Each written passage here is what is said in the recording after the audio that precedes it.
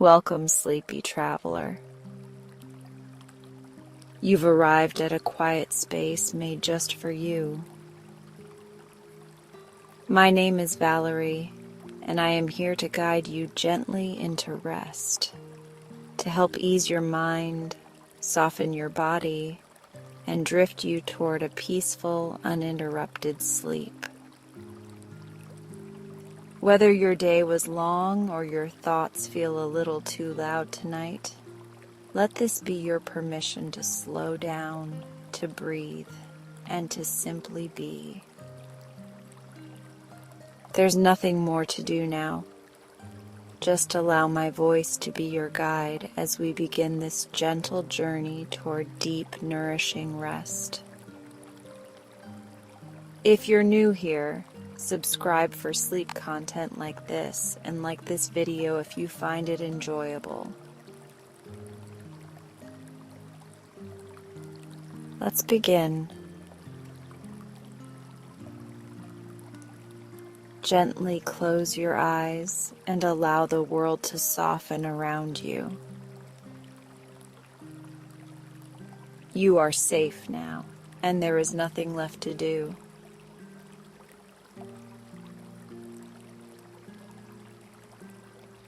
This is your time, your quiet, peaceful time to drift into stillness. Let your shoulders loosen, letting go of the weight of the day. Let the space around you feel softer, lighter, easier.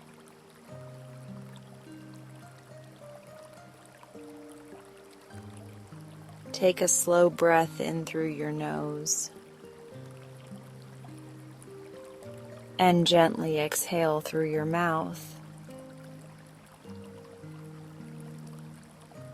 Let that breath carry away any lingering tension or thought.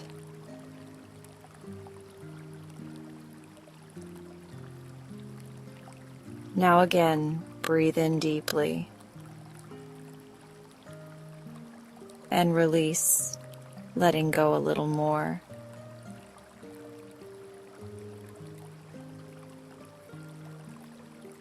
Allow your breath to become natural, calm, unhurried. There is no need to control anything here. Simply notice the rise and fall of your breath.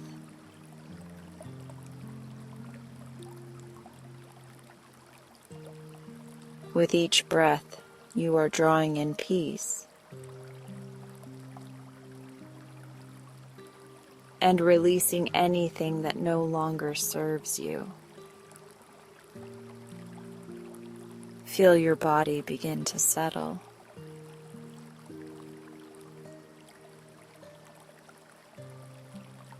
The bed beneath you is soft and supportive.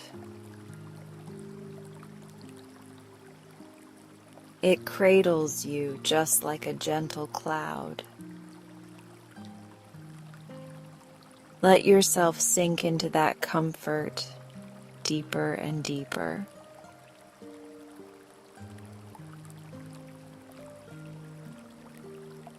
There is no effort here, only ease. You've arrived at the edge of rest. A soft twilight space between waking and sleep.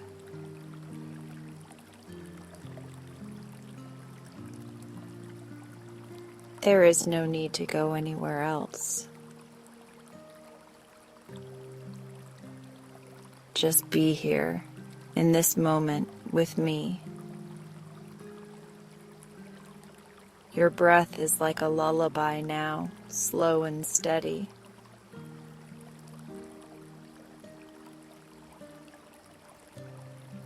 Let its rhythm carry you like the gentle sway of a boat on calm water.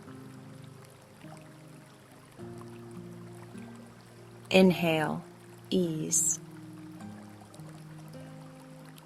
Exhale, release.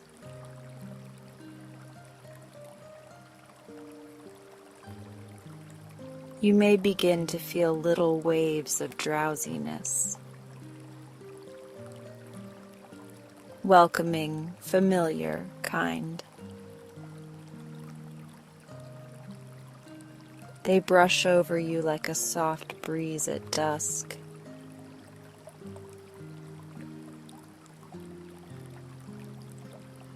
Let them carry you a little further into stillness. Let the world grow quieter around you. There's nothing you need to think about right now.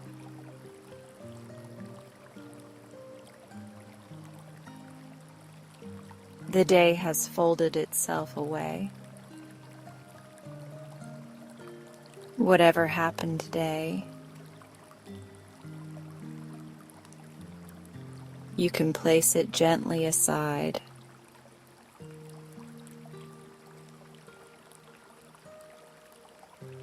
You've done enough. You are enough. Let your thoughts become like clouds, drifting in a soft pastel sky.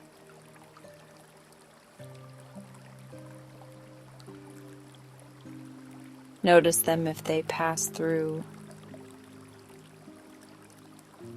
but don't hold on.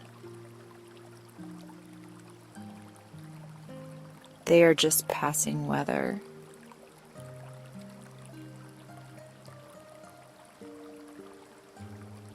Return your attention to the breath. So simple, so steady.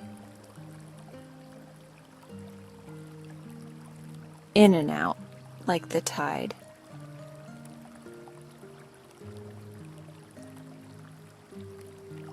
Like waves brushing the shore again and again. Let your breath be your anchor tonight. Notice how your body responds to this stillness.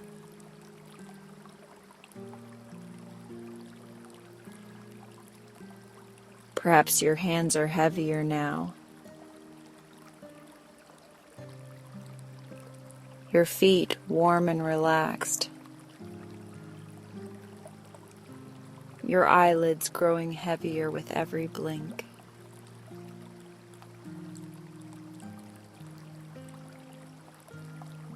There's no rush to fall asleep. Sleep will come when it is ready. And you are simply here making space for it.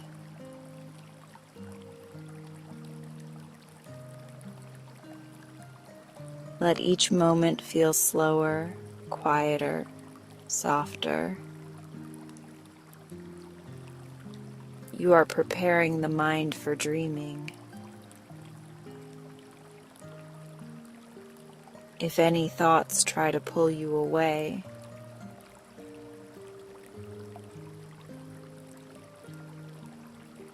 just thank them gently and return to this quiet space. This is your safe place.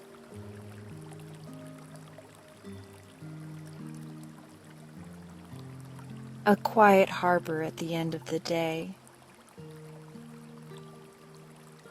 You are not alone here. I'm right here with you, holding this space.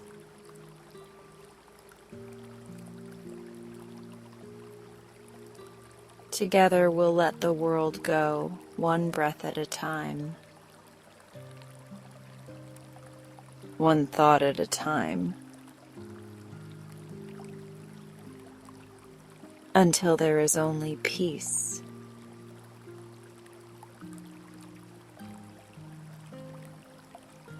Now imagine a soft glow around you. A gentle golden light like the hush of candlelight. It wraps around you like a soft blanket.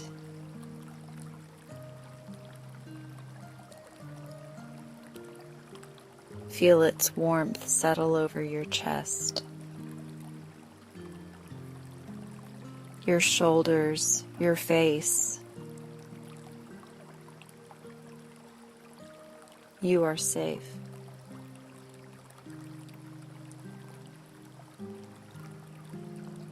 With every breath, you drift a little further. Let yourself sway gently into that in-between space. The place where dreams begin to whisper.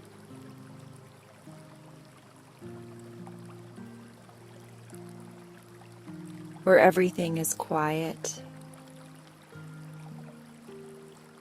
and kind. If your mind wanders, it's okay.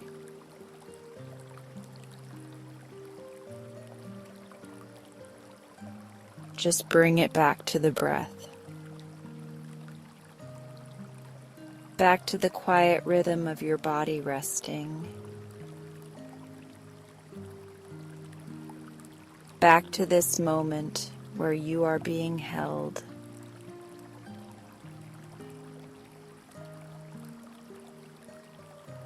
Let go just a little more.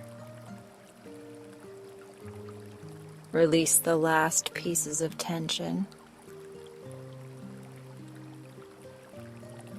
Let your jaw unclench.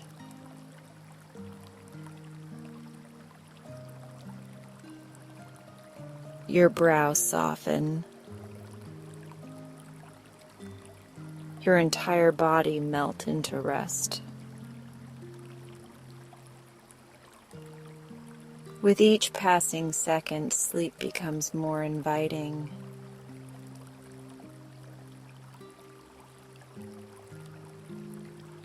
The world grows more silent, and your breath becomes your only companion.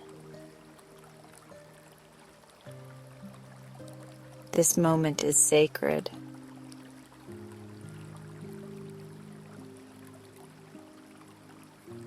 It belongs only to you.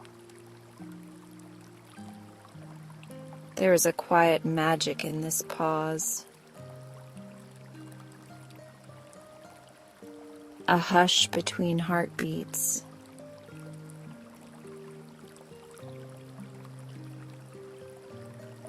Here you can remember how it feels to rest, to be still, to be soft.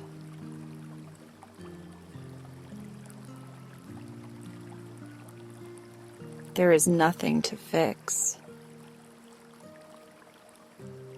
nothing to prove. You are already whole just as you are.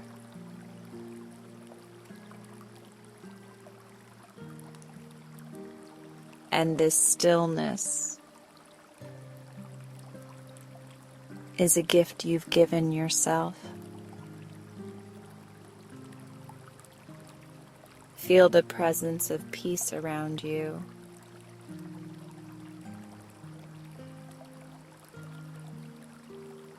Notice how it grows with every breath. It's okay if you don't feel sleepy yet. Your body knows the way.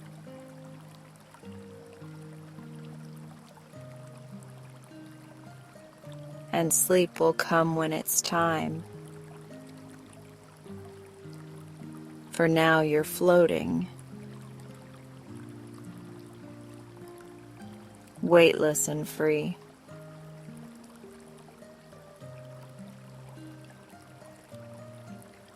Cradled in the gentle rhythm of the night. Your mind is soft. Your spirit calm.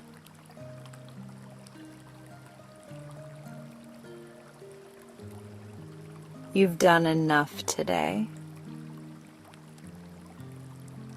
Now is the time for surrender. Let go of what ifs and should haves.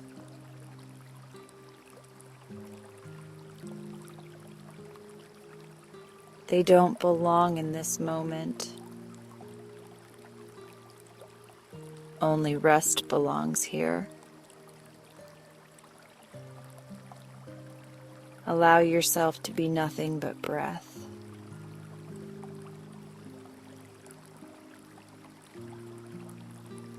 And warmth.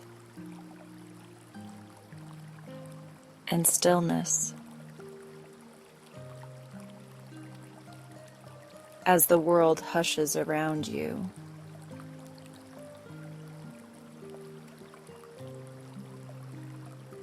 You enter a deeper layer of calm. You are safe in this moment. The night is here to hold you.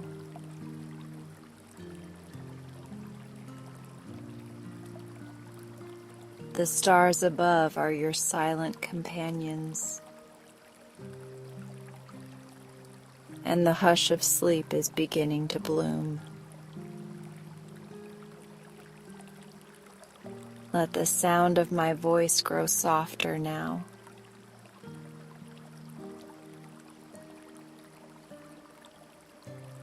Let it fade gently into the background, so that all that remains is breath and softness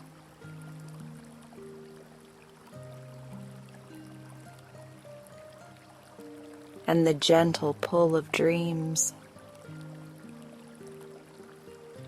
This is your time to rest, to drift gently away,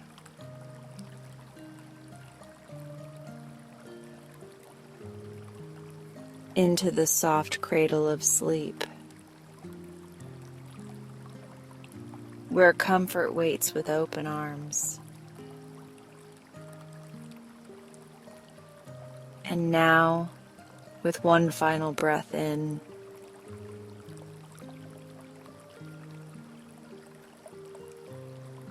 and one long exhale out, let yourself surrender fully and enjoy tonight's bedtime story.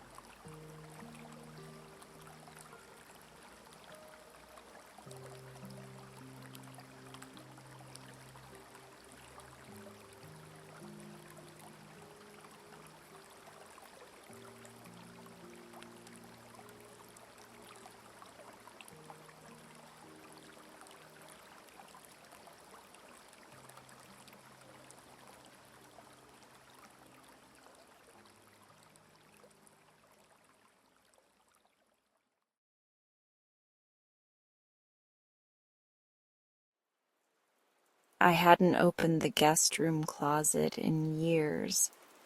It was the sort of space that quietly swallowed things you didn't know what else to do with. Old coats, spare blankets, boxes of memories you weren't ready to face. After Michael left me, the house felt louder in its silence. Every creak of the floorboards, every sigh of the wind through the window seemed to point out how alone I was now. It had been 3 months, long enough for the casseroles and sympathy cards to slow, but not long enough for the ache to ease. My daughter Layla called every evening to check on me. She lived 2 states away and always ended the conversation the same way. "Mom, maybe it's time to start, you know, going through things." She didn't have to finish the sentence. We both knew she meant Michael's things. So, on a gray Tuesday morning, I opened the guest room door. The air was stale with disuse, carrying a faint trace of cedar and dust. I switched on the light and the small room blinked awake, revealing the closet door on the far wall like a quiet challenge. The first thing I noticed as I slid the closet open was the chaos of mismatched hangers and forgotten boxes. Winter coats crowded the bar like tired sentinels. A folded cot leaned against the wall, and there, under 2 faded wool blankets, was a small wooden box. I don't know why it caught my attention immediately. Maybe it was the way the wood had aged into a soft honey color, or the subtle curve of its lid. It didn't look like the kind of box meant for storage. It looked like it held secrets. I crouched down and pulled it toward me. brushing off a film of dust with my sleeve. My hands hesitated on the lid. When I finally lifted it, a faint scent of cedar and something older, linen maybe, rose up. Inside, nestled in a scatter of yellowed tissue paper, was a collection of buttons. At first I just stared at them. They weren't ordinary buttons. Each was its own little world, a small pink one shaped like a flower, its edges worn smooth. A shiny brass button stamped with an anchor. A pearl white button, cracked slightly down the middle. A clear one with a swirl of blue inside, like a frozen drop of sky. Some were ornate, some plain. Some looked as if they'd been cut from the same decade as Michael's high school graduation photo, others from far earlier. I lifted a few into my palm, letting them clink together softly. Then recognition struck. The pink flower button. It had once fastened the little yellow coat I wore to kindergarten. I remembered how it always popped off in the winter, and how my mother would patiently sew it back on at the kitchen table. The brass anchor. That had been on Michael's old navy pea coat, the one he wore the night he proposed to me on the boardwalk in February. My hands had been freezing, but he'd wrapped me in that heavy coat before kneeling down. The pearl button, my wedding dress. I could almost feel the nervous tremble in my fingers as my mother fastened it up my back, one delicate button after another, the morning sun filtering through the lace curtains. A quiet, almost reverent awe washed over me. These weren't just buttons.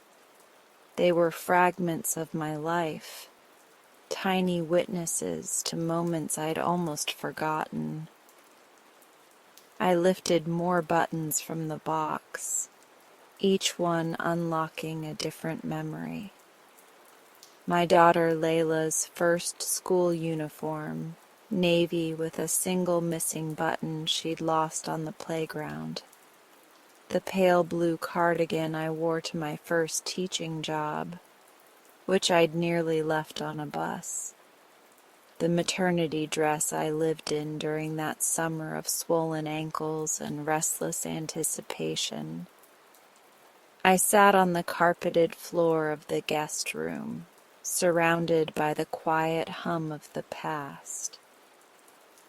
Michael must have kept this box. He was always the sentimental one. He had a habit of holding on to small, ordinary objects that meant something only to us. A ticket stub from our first movie. A bottle cap from the picnic where he spilled soda all over his jeans. Had he made this button box for me, or for himself? I traced the smooth lid with my fingers, wondering how many times he'd opened it. Maybe he liked the weight of memory in his hands, the way I did now. My eyes burned, and I pressed my palm to my mouth to steady the sudden tremor in my chest. Grief was strange. It came like waves, sometimes gentle enough to ride, other times strong enough to knock me flat. After a while, I spread the buttons out across the carpet, arranging them in a long, uneven line. The light from the small window caught the edges of the glass ones, making them glint softly like captured sunlight. A thought stirred, quiet but insistent. What if I made something out of them? The idea slid into my mind as easily as breath. A quilt, maybe, or a framed piece of art. Something that would give these little tokens of my life a second chapter. I imagined stitching the buttons onto a soft piece of fabric, letting each one tell its story in color and texture. It would be a map of my life in miniature. Childhood, motherhood, marriage, love. A tangible memory I could run my fingers over when the house felt too empty. The more I thought about it, the more the spark of inspiration warmed me. It wasn't just about keeping the buttons. It was about creating something that held all the moments together, the way Michael and I had tried to hold our lives together, piece by piece, through the ordinary days. I gathered the buttons back into the box carefully, almost ceremonially. For the first time in months, my chest felt a little lighter. As I stood, I noticed a folded scrap of paper tucked beneath the last layer of tissue. My fingers shook as I lifted it. Michael's handwriting. Just 3 words in blue ink. For her heart. I sank back down onto the floor, holding the note like it was made of glass. Tears blurred my vision, but a smile tugged at my lips. He had known. He had always known. I stayed there for a long time, listening to the faint creak of the house and the whisper of memory.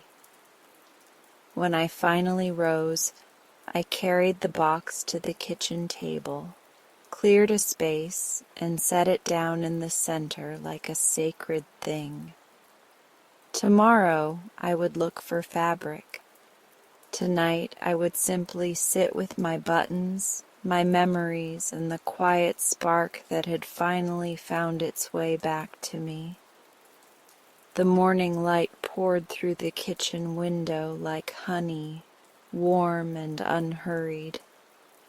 I carried the wooden box of buttons to the table and set it down with a reverence that surprised me. For weeks after Michael's passing, my hands had felt heavy, unwilling to do much more than shuffle through the days. But now, as I ran my fingers over the box's smooth lid, there was a spark, small, fragile, but undeniably there. I decided the buttons needed more than a box. They needed a second life. Down in the basement, under a drop cloth and a thin layer of dust, sat my old sewing machine. It was heavier than I remembered, and I grunted as I lifted it to the workbench. My mother had given it to me as a wedding gift, saying, "Every home needs a way to stitch its stories together." I hadn't touched it in years, not since I sewed Layla's Halloween costume when she was 10. The machine clicked and hummed reluctantly as I cleaned it, but when I plugged it in and pressed the pedal, it whirred to life, stubborn and loyal. I carried it upstairs and set it on the small table by the sunlit window in the guest room. The room had once been filled with visiting relatives and Layla's college friends, but now it smelled faintly of cedar and quiet. The sunlight fell across the table like a spotlight, and I decided this would be my little studio. I didn't want to make a perfect quilt. I wanted a quilt that carried memory in every stitch, even if the lines wobbled and the edges didn't match. Perfection had never mattered much to Michael or me. We had always loved the beauty of the ordinary, the slightly askew. From the linen closet, I dug out a box of old fabrics I'd saved over the years, leftovers from curtains, pillowcases, and abandoned projects. At the bottom was a faded blue fabric that immediately made my breath catch. My mother's apron. It was soft from years of washing, the edges fraying, the color almost the shade of a summer sky just before it fades to evening. I pressed it to my cheek and closed my eyes. Instantly, I was back in the kitchen of my childhood home. I could hear the rain tapping against the window panes, smell the yeasty scent of bread rising in the oven. My mother's laughter, low and warm, filled the room as she told my father some story I no longer remembered. I was 6, maybe 7, standing on a stool to help knead dough, my small hands disappearing into the soft, floury mound. And then another memory surfaced, the way my father would come home from work, his shirt smelling faintly of sawdust and sunshine. He'd sit at the kitchen table and let me unbutton his sleeves while my mother teased him for always being late for dinner. I could almost feel the rough texture of the button I used to fumble with, the one that always stuck before it came free. I opened the wooden button box and sifted through the treasures until my fingers found it. A plain brown button with a faint swirl in the center. My father's work shirt. It felt right that these two pieces, the soft blue apron and the humble brown button, should be my first square. I cut a piece of the apron into a rough square, not bothering with perfect edges. The hum of the sewing machine filled the room as I hemmed the sides. My stitches were wobbly, but there was something soothing about the rhythm, like the steady beat of a heart long ago. When I pressed the brown button into the center of the square, my fingers trembled. I threaded the needle by hand, my eyes blurring as I tried to push the thread through the tiny hole. I had to pause, take a breath, and start again. Finally, the needle caught, and I began to sew. Every stitch felt like a whisper to the past. I remember. I remember. When the button was secure, I held the square up to the light. It was simple, a little uneven, but alive with memory. I wanted each square of this quilt to hold a story, not just a button.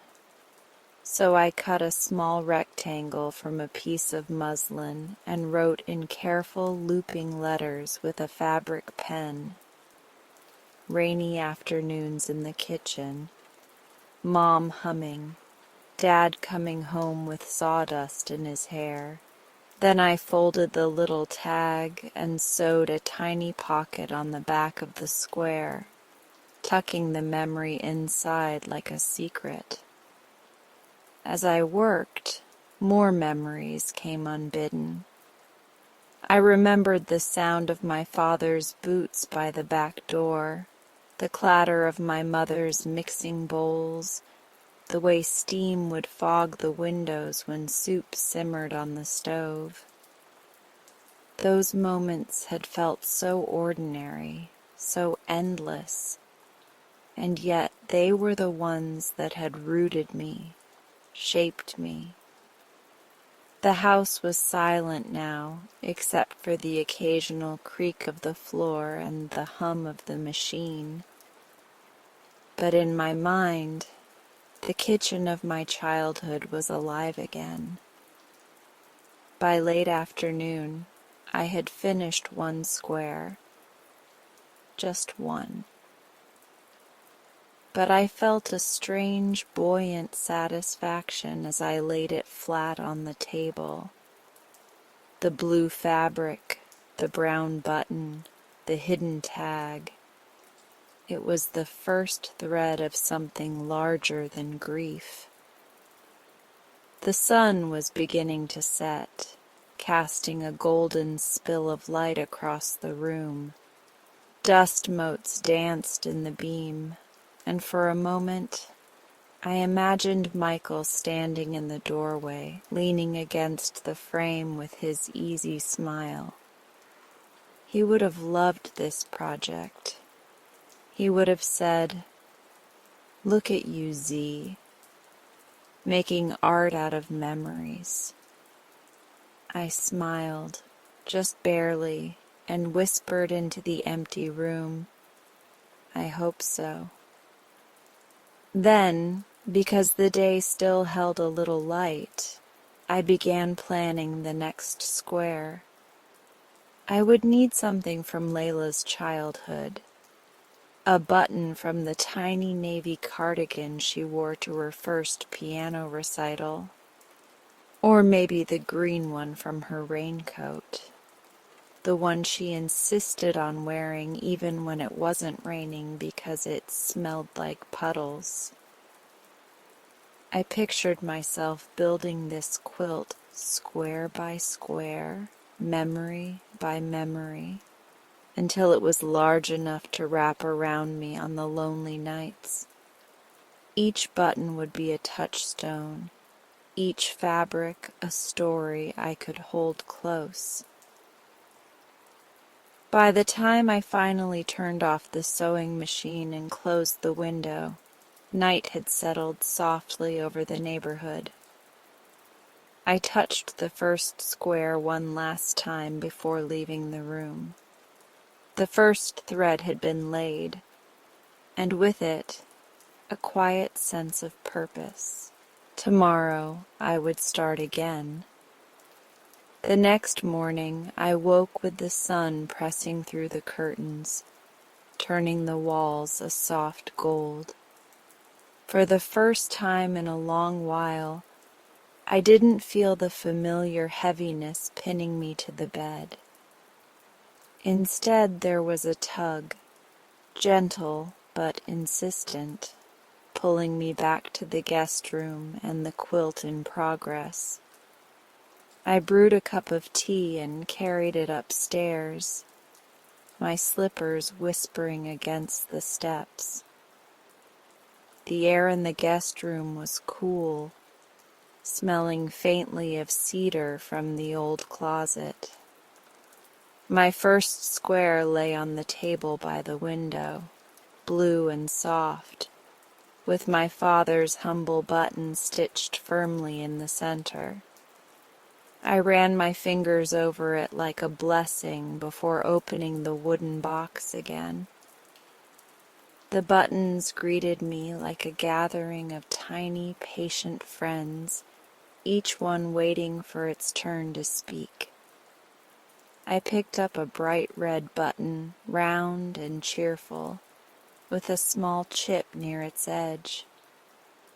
The sight of it was enough to make me exhale a soft laugh. Layla's raincoat.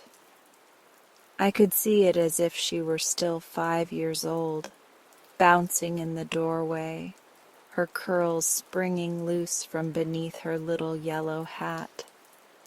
She loved the rain in a way I never quite understood. How it transformed the sidewalk into a playground of puddles and mirrored skies. One spring afternoon, after a sudden downpour, she had tugged at my hand and begged, "Come on, Mama, let's jump."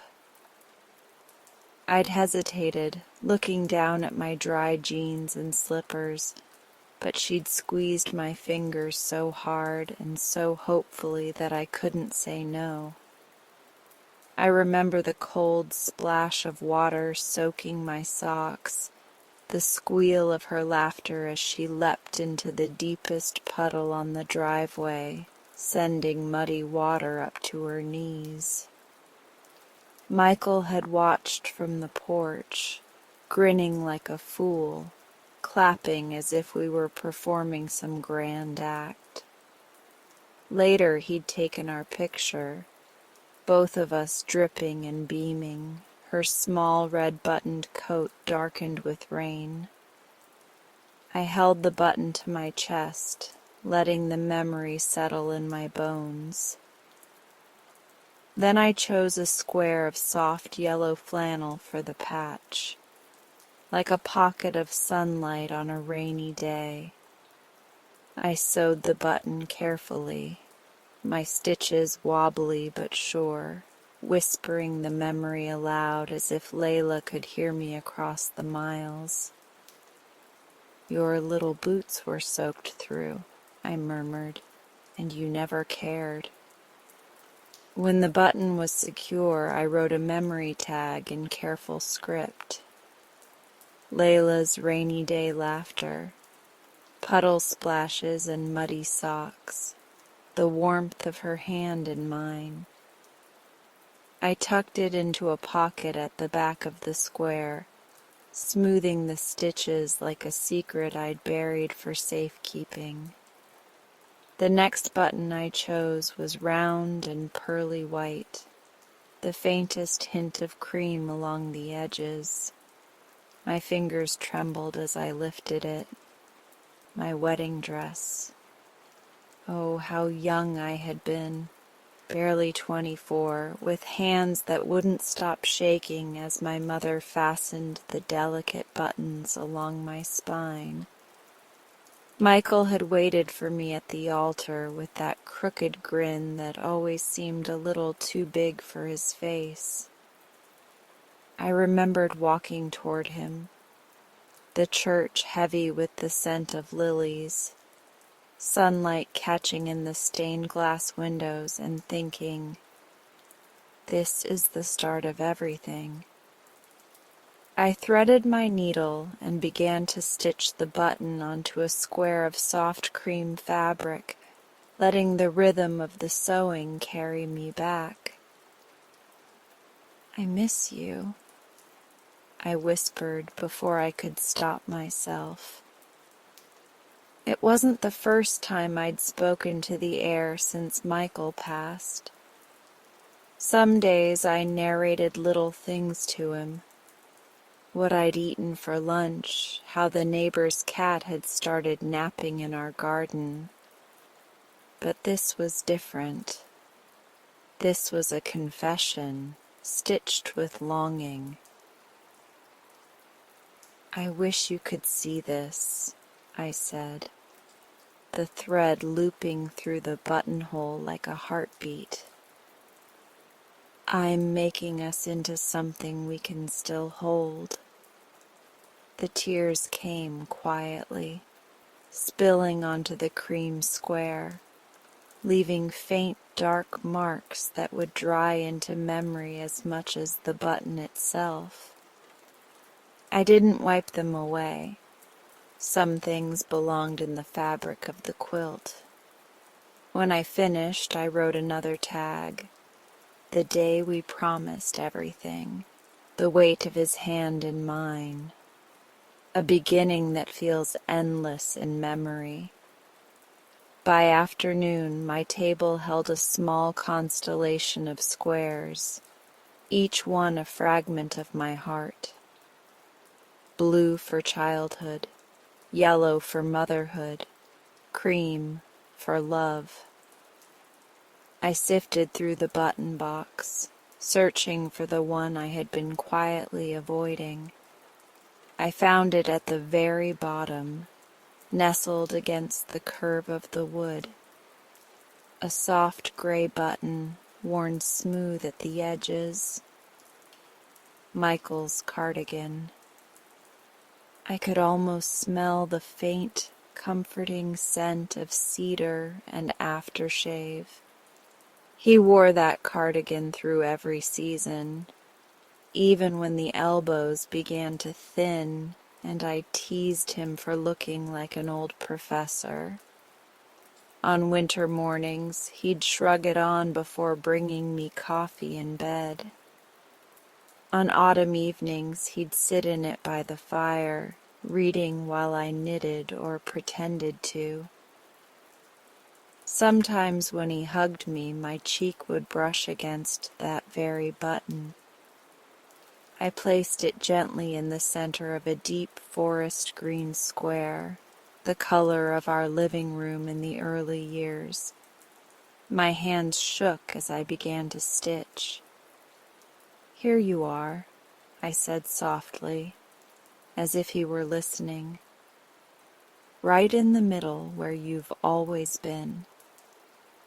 I talked to him as I sewed, letting the words flow as freely as the thread. "I think about you every time the house creaks," I said. "Every time the kettle whistles. Every time I see your empty chair at the table." The sun shifted, sliding across the floorboards, casting light on the green square in my lap. I pulled the last stitch tight, then pressed the button with my thumb, letting the warmth of the fabric seep into my skin.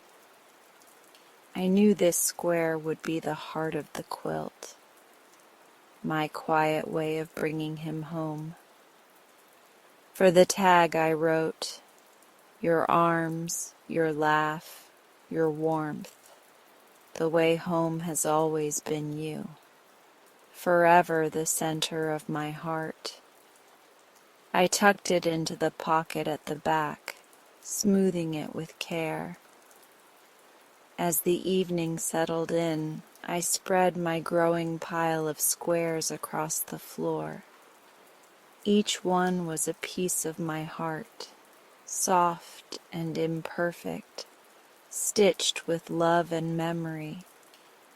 The quilt was still far from whole, but as I looked at the scattered pieces, I realized something profound. I wasn't just sewing a quilt, I was stitching my life back together. The house no longer felt as hollow. The guest room had become a place of light, a place where the past and present met in soft, tangible ways. I whispered goodnight to the buttons, to the memories, to Michael, and turned off the light. Tomorrow, there would be more squares. And with each new button, a little more of me would come home. The quilt was no longer just an idea or a scattering of squares on the guest room floor. By the end of the second week, it had grown into something I could drape across my lap, its mismatched colors and textures forming a patchwork map of my life. Each evening, after I set down my needle and brushed away stray threads, I would sit in my quiet living room and let my fingers wander across the fabric. Buttons of all sizes and colors met my touch, little anchors holding memory to cloth. Something inside me was shifting. It wasn't dramatic. There was no sudden burst of joy, no miracle that erased the loss. But at night, I found myself falling asleep without the usual storm of thoughts crashing against my skull. My dreams were gentler. I no longer woke at 3 a.m. feeling like the house was pressing down on me with its silence. The quilt seemed to hum softly in my life, its presence a steady comfort. One Saturday morning, I opened the window in the guest room to let the spring air in. My sewing machine whirred as sunlight pooled on the table. I hummed a tune I didn't even realize I remembered. An old lullaby my mother used to sing when I was very small. My voice wavered, but I let it carry me through the motions of stitching another square. I didn't notice my neighbor Ruth standing at the window until she tapped the sill lightly. I jumped, then laughed at myself. "Sorry to startle you," she said through the screen. Her gray hair was caught in the breeze, and she held a small basket of muffins.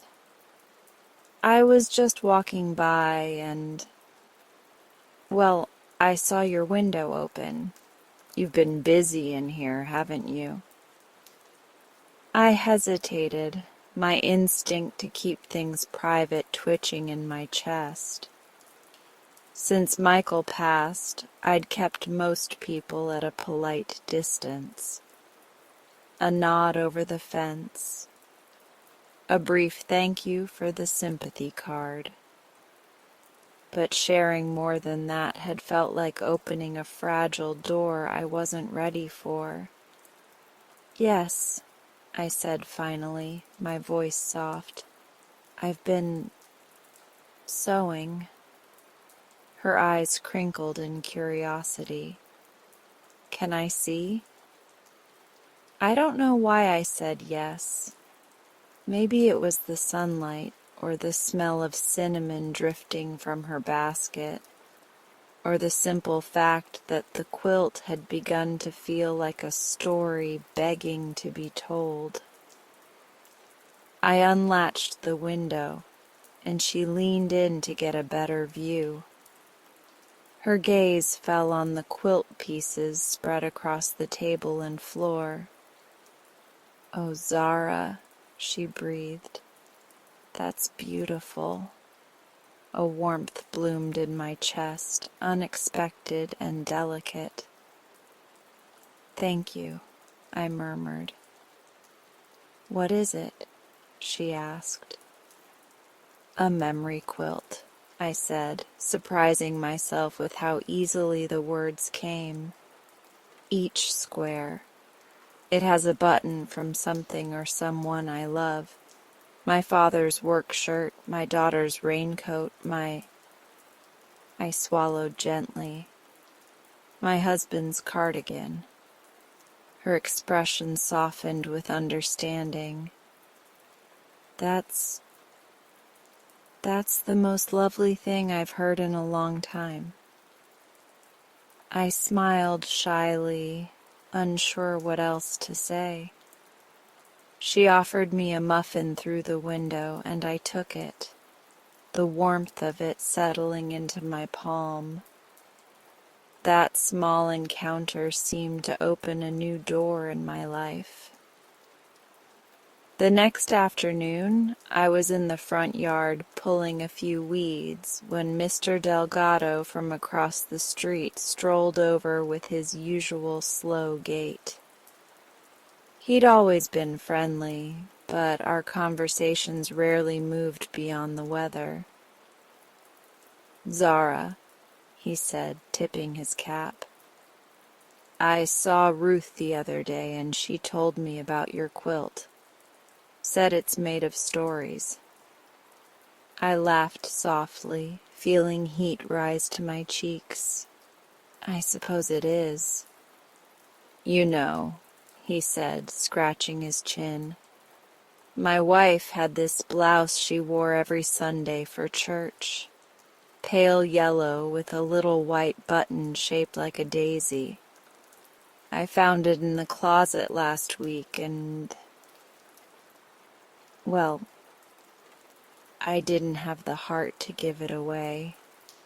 But maybe—" He hesitated, then reached into his pocket and pulled out a single button, white with a tiny carved daisy.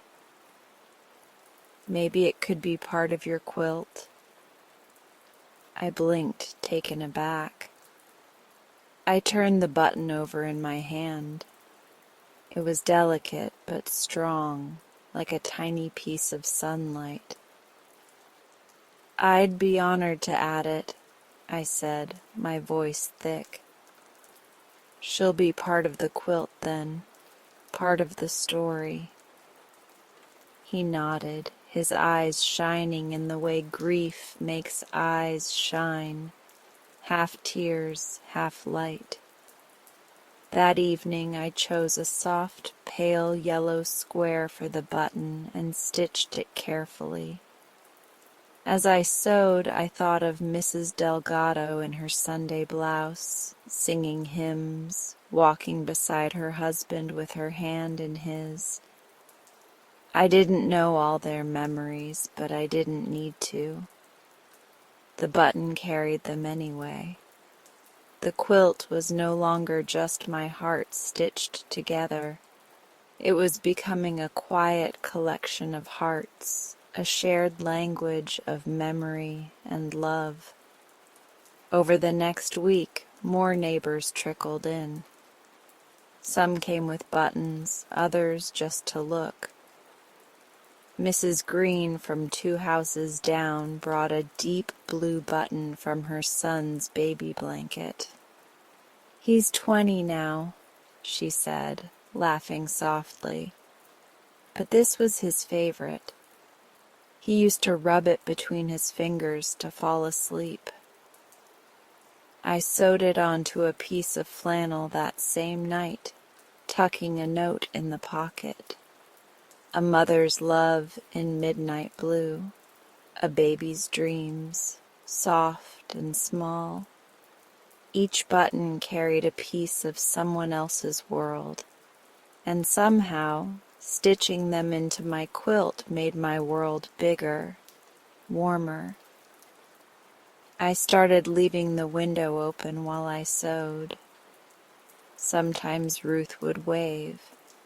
Sometimes Mr. Delgado would stop to ask about the progress. Even the mailman, passing by one morning, paused to say, "That's coming along beautifully, ma'am." The house didn't feel as lonely anymore. It was as if the quilt was drawing people in, one square at a time, and with each stitch I felt myself opening too. I started to hum again when I cooked dinner. I baked a pie and left half on Ruth's porch with a note. I found myself sitting in the backyard one evening, watching the sunset without feeling that familiar hollow ache. I was still grieving. Grief didn't leave so easily, but it had softened into something I could carry. It no longer crushed me under its weight. It sat beside me, patient and quiet, as I worked on the quilt that seemed to grow like a living thing. The day the quilt reached a size that could cover most of the bed, I spread it out in the guest room and just stared. My life was there, square by square, surrounded now by fragments of other lives, a chorus of buttons. I walked my fingers to the center square, the deep green patch with Michael's cardigan button. I pressed my palm flat against it. "You'd like this, wouldn't you?" I whispered. All of us stitched together, our stories meeting in the middle. The house was quiet, but I could almost hear him chuckle. "I always told you you were the heart of the neighborhood, Z." I smiled, my throat tight. That night I slept under the quilt for the first time.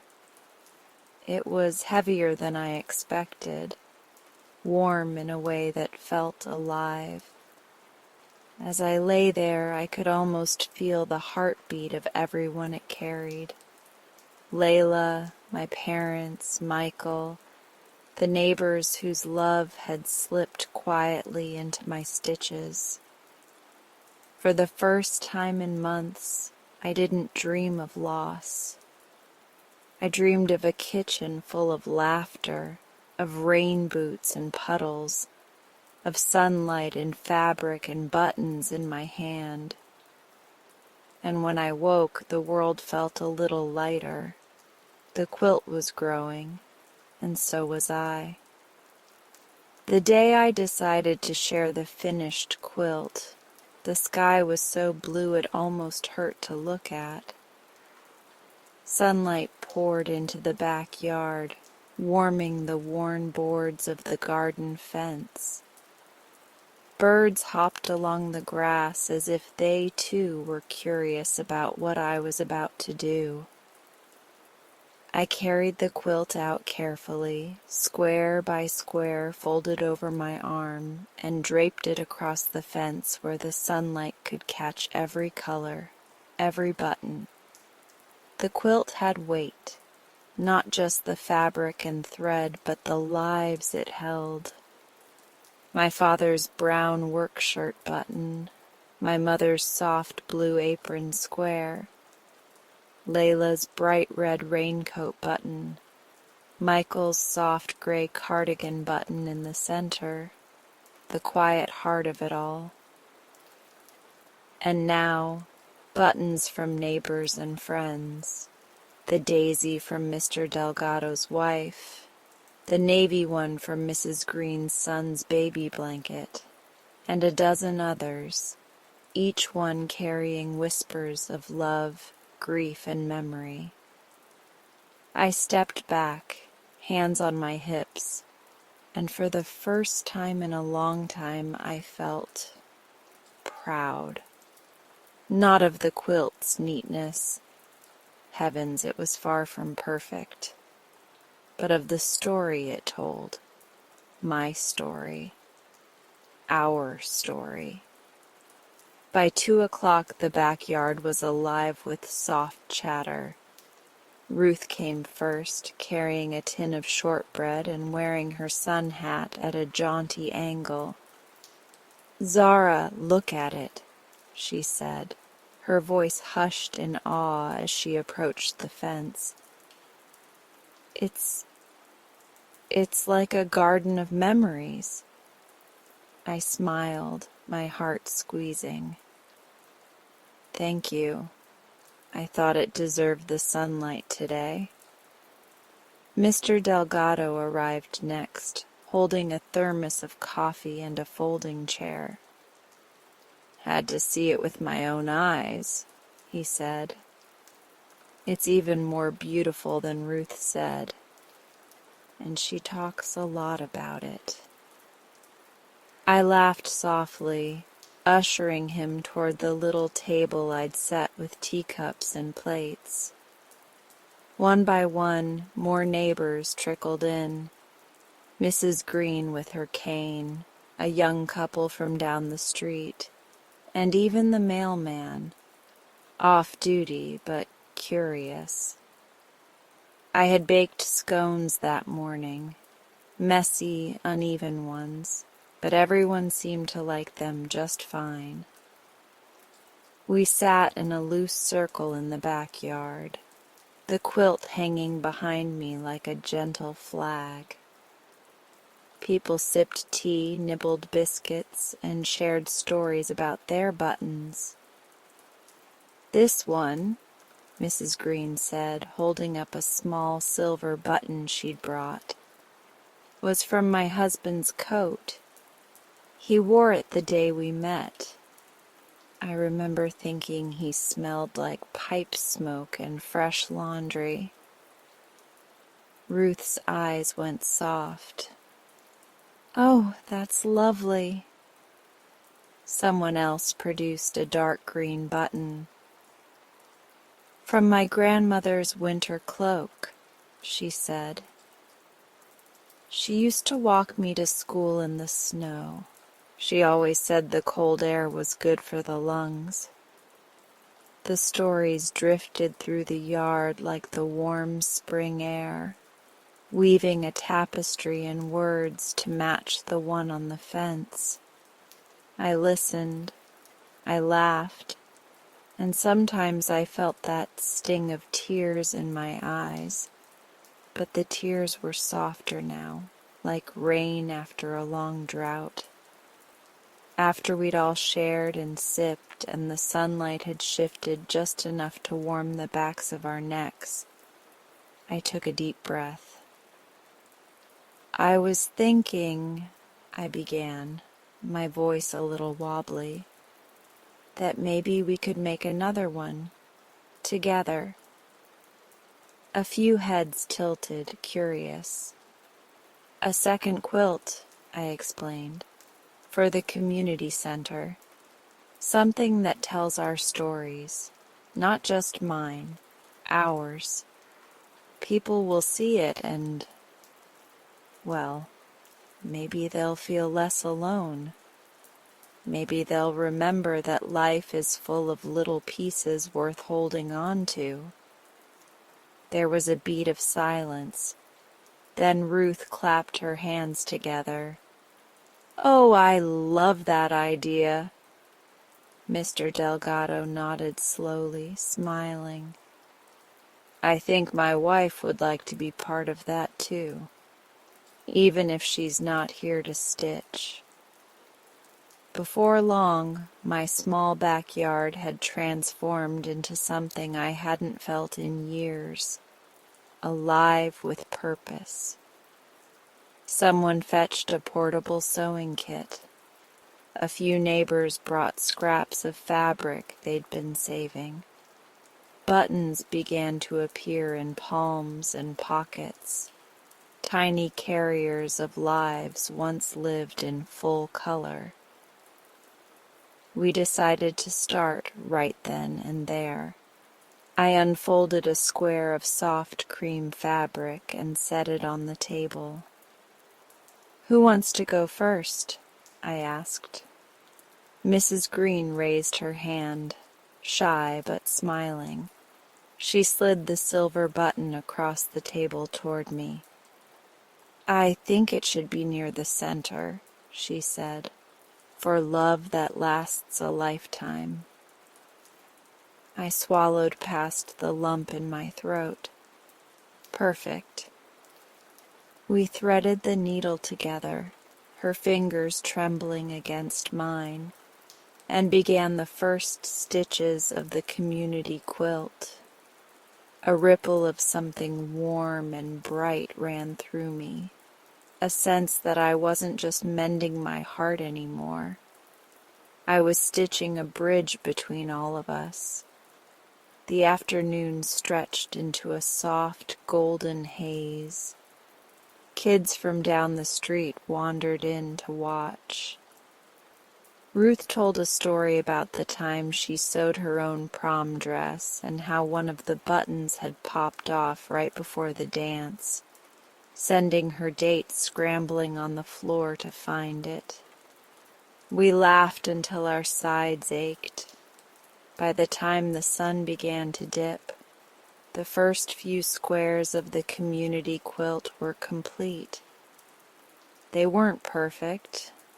Mine never were. But they were alive with memory and care.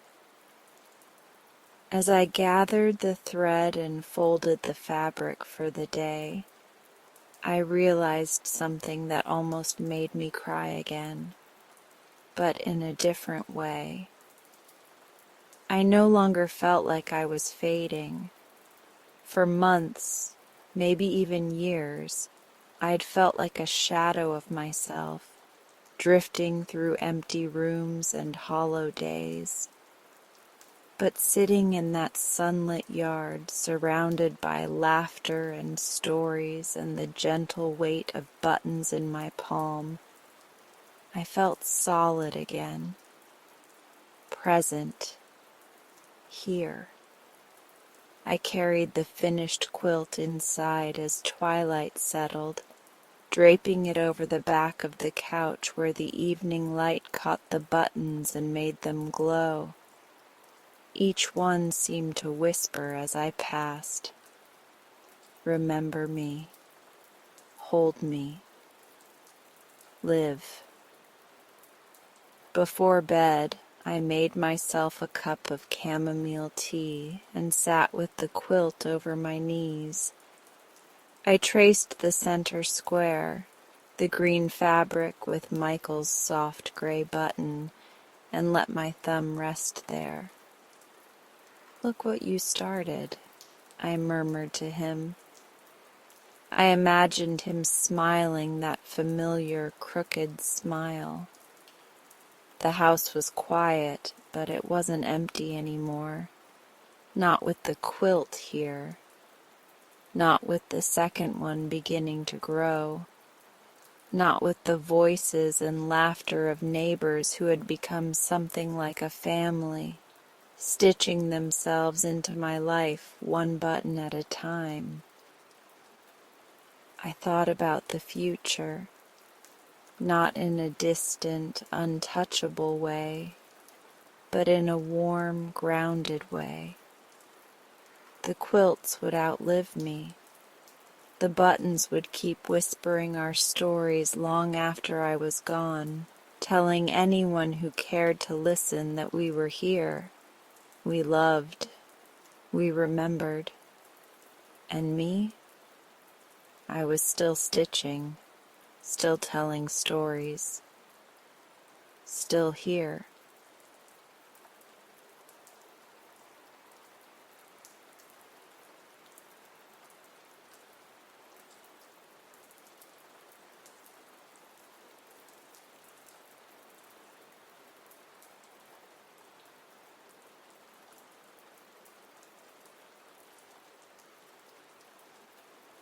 And that ends tonight's meditation. You're welcome to stay for a bit longer if you like. Have a beautiful night. Until next time.